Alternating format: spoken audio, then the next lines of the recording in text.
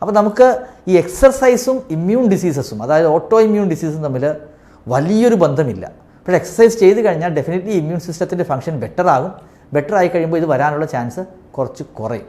നമ്മൾ മനസ്സിലാക്കേണ്ട ഒരു കാര്യം, ഒരു രോഗമുണ്ടാകുന്നത് ഒന്ന് നമ്മുടെ ജനറ്റിക് ബാക്ക്ഗ്രൗണ്ടുണ്ട്, നമ്മുടെ ജനറ്റിക് ആയിട്ടൊരു ബാക്ക്ഗ്രൗണ്ടുണ്ട്. പിന്നെയാണ് നമ്മുടെ എൻവയോൺമെൻറ്റ് എഫക്റ്റ് വരുന്നത്.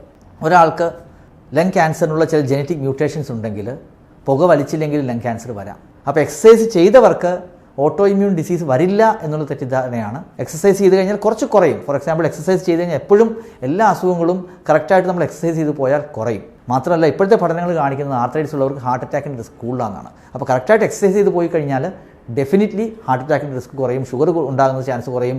ആർത്രൈറ്റിസ് ഉള്ളവർക്ക് രാവിലെ ആയിരിക്കും പ്രശ്നം. അപ്പോൾ രാവിലെ അവർക്ക് എക്സസൈസ് ചെയ്യാൻ കുറച്ച് ബുദ്ധിമുട്ടുണ്ടായിരിക്കും.